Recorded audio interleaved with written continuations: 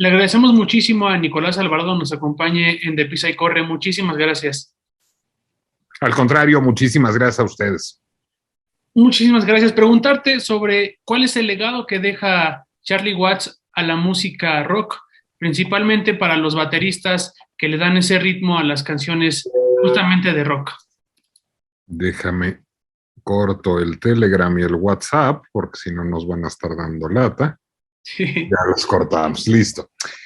Yo no sé si ustedes recuerden un video, es uno de los videos menos conocidos de los Rolling Stones, se llama Sex Drive, es un video de principios de los años 90.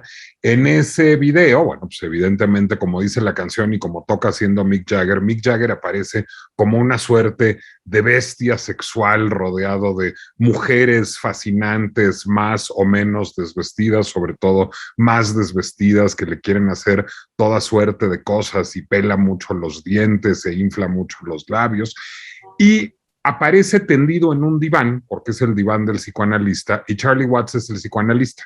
Charlie Watts está impecablemente vestido, como siempre estaba Charlie Watts, que era un hombre de gustos británicos conservadores, parecía un figurín de Savile Row, está con su gesto imperturbable, lacónico que acostumbraba, no está juzgando a Mick Jagger, sino lo está escuchando, digamos, entre divertido y comprensivo, haciendo, pues, digamos, este borramiento que al mismo tiempo da estructura y al mismo tiempo encamina el discurso del paciente que hacen los psicoanalistas.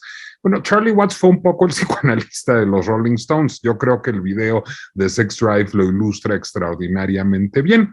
De entrada era un hombre que venía de un mundo completamente distinto al de los Rolling Stones. Es decir, Charlie Watts era un estudiante de arte que había estudiado arte, tenía un trabajo muy bien pagado en una agencia de publicidad, era diseñador gráfico, había trabajado en Dinamarca, había trabajado en Nueva York, ahora tenía una posición en Londres a principios del año 60 y le gustaba tocar jazz, es decir, Charlie Watts crece escuchando a Charlie Parker, que era su gran ídolo, a Thelonious Monk, y él lo que quería hacer era un baterista de jazz. Del jazz empezó a tocar en bandas de blues de vez en cuando.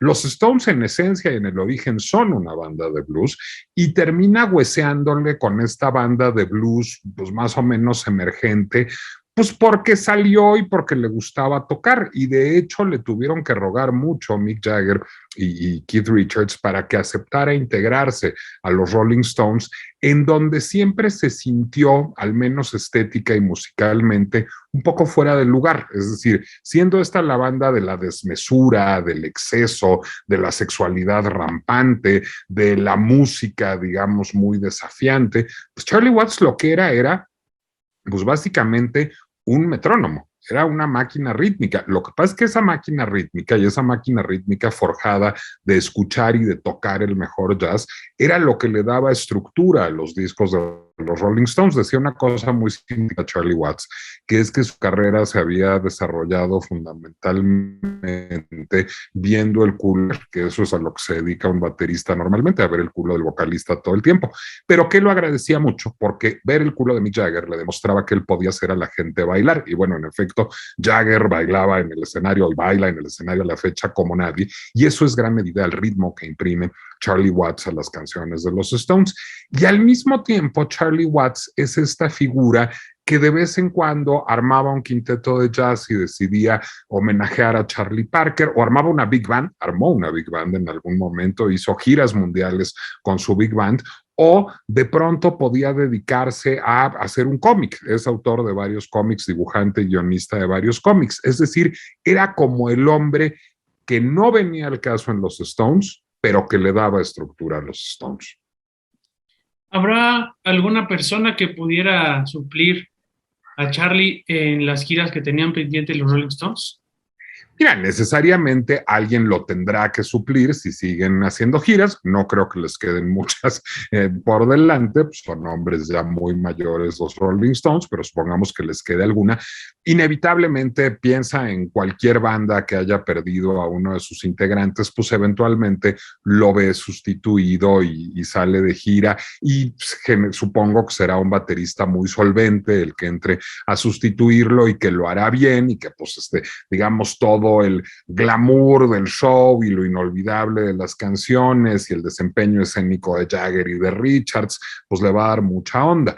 El asunto es la figura de Charlie Watts, es decir, de entrada el personaje escénico, este hombre lacónico, imperturbable, elegantísimo, socarrón, con una mirada inteligente siempre, no va a ser sustituible en el relato de los Stones y en la dinámica misma de la banda tampoco.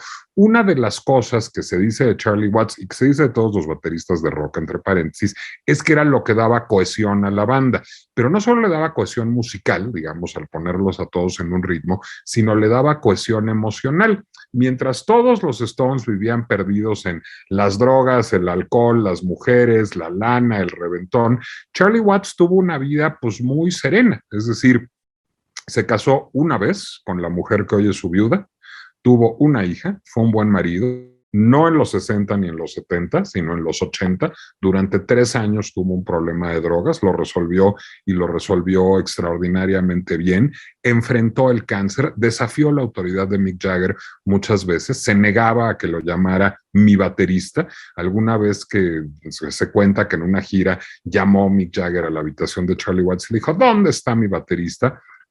Media hora después apareció en la habitación Charlie Watts impecablemente vestido como acostumbraba, zapatos veleados, perfumado, abrió la puerta, le dio un puñetazo en la cara a Mick Jagger, que lo dejó tumbado en un plato de salmón y caviar que se dice que había en esa suite. Dijo, no me vuelvas a llamar tu baterista. En dado caso, tú serás mi cantante. Y yo creo que ese contacto con la realidad, ese contacto con no perderse en los excesos del rockstarismo, con no perder el proyecto original que los unía, la amistad que los unía, yo creo que es lo que aportaba más allá de lo musical, que era impecable, Charlie Watts a esa banda. Creo que aportaba muchísima influencia además del mundo del jazz, es decir, Charlie Watts conocía el mundo del jazz muy bien, aportó mucho de la puesta en escena de la banda. La mayoría de las escenografías de las giras de los Stones son obra de Jagger y Watts, porque Watts era un diseñador gráfico, es decir, Watts sabía hacer diseño y esa conceptualización escénica era en parte de Watts. Entonces, seguramente habrá bateristas muy solventes, porque bateristas muy solventes hay todo el tiempo, que le podrán imprimir el ritmo que le imprimía a Charlie Watts y podrán hacer solos de batería, que por cierto no era una cosa que le encantara particularmente a Watts, lo hacía muy bien, pero siempre con cara de no tengo ganas de hacer esto. Pero lo que no va a haber es alguien que le dé tanto a la narrativa escénica como al backstage de los Stones el espíritu, y el espíritu, diría yo, sensato, moral, que le imprimía Charlie Watts. Finalmente, Nico, preguntarte, ¿cuál era la relación que tenía Charlie Watts tal vez con México? En 2016 lo pudimos ver en el Museo de Frida Kahlo. ¿Tenía algún cariño por México o simplemente vino a visitar la casa de Frida Kahlo? Bueno, pues lo ignoro, habría que preguntárselo a Charlie Watts en todo caso. Yo tuve la oportunidad de asistir no a ese concierto de los Stones, sino a uno muy anterior. Yo creo que tú todavía no andabas yendo a conciertos de rock. En 1992, si no me equivoco, me tocó ver a los Stones. Creo que vinieron un par de veces más. La más reciente, esa de la que hablas, en 2016. Era un hombre culto, era un hombre que tenía, digamos, muchos referentes universales, pero que yo sepa en la historia de los Stones, y alguna vez por un proyecto teatral en el que participé y en el que Mick Jagger era personaje, me eché un clavado en 2 biografías extraordinarias de Jagger, entonces es un tema que conozco. No creo que haya tenido algún particular vínculo con México, más allá de, bueno, pues uno de los tantísimos países que visitaban los Stones y donde eran adorados. Perfecto, pues muchísimas gracias por tu tiempo.